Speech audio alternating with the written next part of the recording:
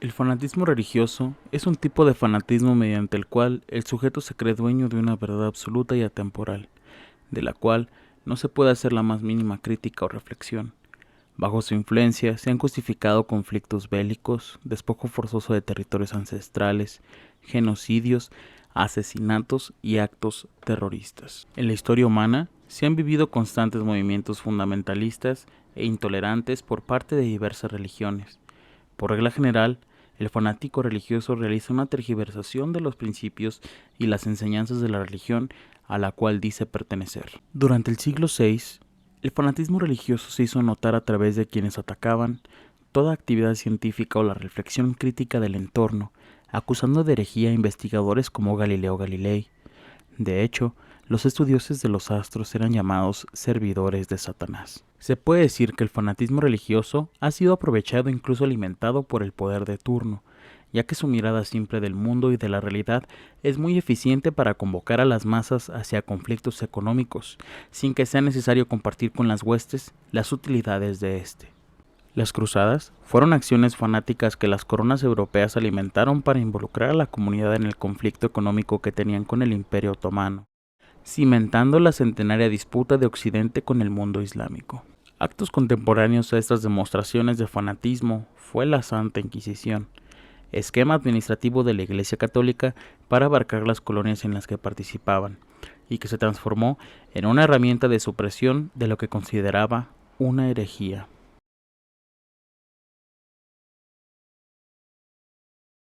Esto último también tuvo un alcance económico, en especial para el Imperio Español, ya que un acto de herejía podía justificar esclavizar a quien lo cometía, y justamente la esclavitud era el corazón de su sistema económico, en ese entonces llamado encomienda. En la era prehispánica ya se tenían indicios de un fanatismo religioso. Los sacrificios a las múltiples deidades de las culturas tenían varios propósitos. Sacrificaban para que lloviera, para que no dejara de salir el sol, para buenas cosechas, para que los dioses estuvieran contentos, etc. Y más de una vez fue en contra de la voluntad del sacrificado. Al llegar tiempos de la conquista, los españoles, en lugar de ver esto como algo divino o una tradición, decían que eran salvajismos y necesitaban cambiar estas costumbres, por lo que emplearon un método de control social bastante efectivo. Consistía en homogeneizar a la Tonantzin con la Virgen María, para dar lugar a lo que hoy conocemos como la Virgen de Guadalupe, que los nativos estaban dispuestos a seguir por ser una figura conocida. Al emplearlo, es ahí cuando surgen las raíces del catolicismo en México. No solo fue con la Virgen, las representaciones de la muerte y sus historias mitológicas pasaron a representarse de manera aceptable con el aún vigente Día de Muertos.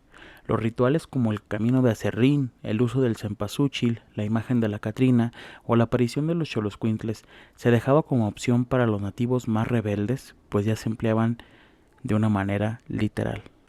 El cura Miguel Hidalgo aprovechó este fanatismo por la Virgen de Guadalupe para hacer que el pueblo se levantara en armas en nombre de la imagen. Desde entonces podemos decir que al mexicano no le importa su patria como tal, le importa lo que está dentro de ella. En la actualidad, este fenómeno se repitió o se reutilizó no hace mucho tiempo. Si podemos hacer memoria, quien empleó esta técnica fue el actual presidente de la República Mexicana a la fecha de subida de este video, Andrés Manuel López Obrador, que se anunciaba como la esperanza de México con su partido Morena, que es una referencia más que directa y obvia a la Virgen de Guadalupe. Le funcionó de maravilla, dado que personas que no salían a marchas o a votar lo encaminaron al Zócalo porque iba con intenciones divinas. Para evitar confusiones, más adelante se ajustó el nombre de Morena a un acrónimo que tiene como significado Movimiento Regeneración Nacional. El atentado a las Torres Gemelas del World Trade Center de Nueva York en 2001 suele ser calificado como acto de fanatismo religioso, pero se trata de una acción terrorista ejecutada por un grupo de musulmanes liderados por Osama Bin Laden, un saudí multimillonario, otrora socio de Estados Unidos, que, dicho sea de paso, no refleja la fe musulmana. En la actualidad, para intelectuales como Norman Finkelstein, descendiente de familias exterminadas en campos de concentración nazi, el fanatismo religioso se expresa en el derecho divino que el movimiento sionista asegura poseer, y con el cual justifica la ocupación de territorios palestinos por parte de personas de cualquier parte del mundo, pero practicantes del judaísmo están financiadas para hacerlo. Por su parte, también de origen judío, el profesor emérito de lingüística en el Instituto Tecnológico de Massachusetts, Noam Chomsky, habla de sionistas cristianos para referirse a quienes apoyan las violaciones a los derechos humanos en Palestina, donde los palestinos son un pueblo originario por considerarla una guerra santa. El sionismo es un movimiento político que abogaba originalmente por el restablecimiento de un Estado judío y que actualmente persigue el desarrollo y protección del Estado independiente llamado Israel. El término sionismo cristiano es más antiguo que el sionismo de la Inglaterra de 1880. Se remonta a los inicios del siglo XIX en Estados Unidos, donde se le daba un carácter sagrado al exterminio de los pueblos originarios de Norteamérica. Este movimiento, a su vez, se basaba en el ideario de sectas europeas herederas de la cultura medieval que, tal como los movimientos sionistas de hoy, encuentran en la Biblia la justificación de los crímenes que implica la misión que se les ha encomendado. Aunque suene contradictorio, muchas de las llamadas religiones evangélicas abrazan el sionismo del Estado de Israel, porque justamente su fanatismo pondera el relato bíblico por sobre los crímenes de lesa humanidad que allí se cometen. Generalmente, se clasifica al fanático como una persona ignorante e ingenua, con un razonamiento apenas suficiente para justificar y defender sus creencias mediante la agresión o juzgando a las demás como herejes. Psicológicamente, el fanático presenta cuadros de monomanías y comportamientos obsesivos sin lugar a discusión, amparándose en la veracidad inquebrantable de una sola verdad. Los comportamientos repetitivos se convierten en su forma de vida, alabanzas, horarios de asistencias a congregación para repetir los mismos comportamientos, dejando de lado la singularidad humana, pues cada persona es como es. Este comportamiento obsesivo llega a cambiar sus vidas y a reemplazar apegos antiguos con nuevos, haciendo más complicado el tratamiento clínico terapéutico por su renuencia a aceptar nuevos caminos que le conduzcan a otra realidad, lejos de todo apego a congregaciones y seres sobrenaturales. Estos mayormente van mucho más allá de lo debido, es el modo desproporcionado de entender y defender una causa el cual los lleva a un sentido de llevar a cabo una misión, los cuales son capaces de recurrir a todos los medios con tal de triunfar.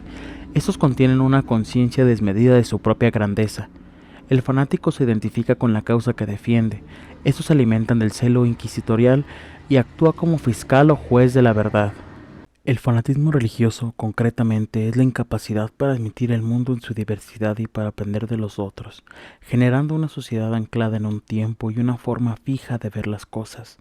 Se opone al movimiento que conduce a la realidad y, por tanto, no se puede ver cambios en ella, lo que no da posibilidad para el desarrollo de la vida y el descubrimiento de nuevas ideas. Pausa subjetiva. A este punto del video termina lo que es la investigación y comienza la parte subjetiva, donde ya se toman en cuenta las entrevistas y las experiencias personales vividas por parte de un servidor. Fanatismo y religión van de la mano. Es complicado separarles, dado que no todos llegan al punto de trascender o de ver las cosas fuera del ángulo del participante. Resalto participante dado que hace varios años ya, su servidor estuvo en medio del fanatismo religioso. No me gustaría decir que fui una víctima, pero sí me encontraba cegado. El despertar es como un golpe de calor, llega de la nada, pero tiene patrones que lo justifican. El primer cuestionamiento que llegó a la mente de un niño de apenas de 10 años fue: ¿por qué darle el 10% de mis ingresos a una iglesia que me juzga por el simple hecho de no ir vestido de una manera adecuada? Esto pesa bastante siendo un menor explotado por el trabajo infantil. No tenía muchas opciones, pues fue la iglesia un refugio. Me encontré en las palabras escupidas por un sacerdote iracundo, pero no fue hasta que fueron analizadas estas palabras que surgieron varias dudas. Recibí miradas juzgadoras por depositar una mísera moneda de 10 pesos en la canasta de las limosnas. Esa moneda me costó literalmente sangre, sudor y esfuerzo. El trabajo y la humildad fueron los dos primeros valores que me fueron inculcados al momento de llegar a este precioso país. Me encontraba varado en un entorno rural donde no había mayor entretenimiento que trabajar, por lo menos en esa etapa de niñez que estaba viviendo. Empecé a ver las cosas como son, a alejarme del camino de Dios y a llamar a las cosas por su nombre. En las entrevistas, el fanatismo es obvio, pero no se hicieron con el afán de ofender o aplicar el método socrático a las personas entrevistadas. No me corresponde ayudar o siquiera intentar que estas personas alcancen un despertar. Las preguntas se hicieron con la finalidad de entender o empatizar con el sentimiento. Las entrevistas son inéditas y se permite a las personas expresarse a lo mejor de sus capacidades. En ellas se habla de que no se duda, pero que sí se desmorona la fe. Cuando Dios hace algo que no entiende el creyente, en este caso la muerte, a pesar de indicar que siempre está a nuestro lado, les hace sufrir bastante y en las pérdidas hay cuestionamientos. ¿Por qué Dios? Es la principal. Como consuelo, tienen el cielo y el infierno. Son explicaciones simples o fáciles a situaciones complejas. Todo está en la voluntad de Dios, no solo la vida o la muerte. Dedican toda su vida a la Iglesia Católica, sin esperar que en un momento dado ya no le sirven a los intermediarios de Dios y son prácticamente exiliadas de su iglesia. Los dirigentes de los templos son vistos de una forma divina por el simple hecho de ser seres muy estudiados. Hay quienes consideran que no somos quien para juzgar sus actos malos, y también hay quienes los ven como humanos y que merecen la condena apropiada. Denominan secta todo lo que está fuera de su dogma, e inclusive optan por tirar la bola a la fe cristiana en lugar de contestar una pregunta incómoda, sin darse cuenta que su religión es raíz del cristianismo. No se tiene conocimiento de dónde origina el catolicismo y responden que viene de la creación, desde el Edén, gracias a Dios, sin darse cuenta que esta religión surge como método de control social para satisfacer la sed politeísta de los pueblos indígenas. Por lo menos ese es su origen en México, o esa fue la finalidad de instruir su doctrina. Pero tenemos el lado bueno. Estas personas indican ser felices, a pesar de que hay tristeza y enojo en sus palabras. Sienten que Dios complementa su vida y se sienten cómodas a pesar de su situación económica, porque puede llegar a faltar el pan, pero no el diezmo o la cooperación. Por naturaleza, buscamos algo en que creer cuando no creemos en nosotros mismos. A veces es una persona, otras es una imagen religiosa, un artista, una persona que habla bonito de la vida, alguien que entiende tu odio y lo guía, una causa por la cual morir. Todo depende de la geografía, la exposición, los medios, las redes, la influencia, la bendita familia. La fe no es más que eso, una causalidad. De mi parte, eso es todo. No tengo más que decir. No soy una verdad absoluta. No soy un experto en el tema. Solo me apasiona la investigación y me gusta hablar, darme a conocer, que sepan que entendí. Gracias. El universo es enorme y me da miedo.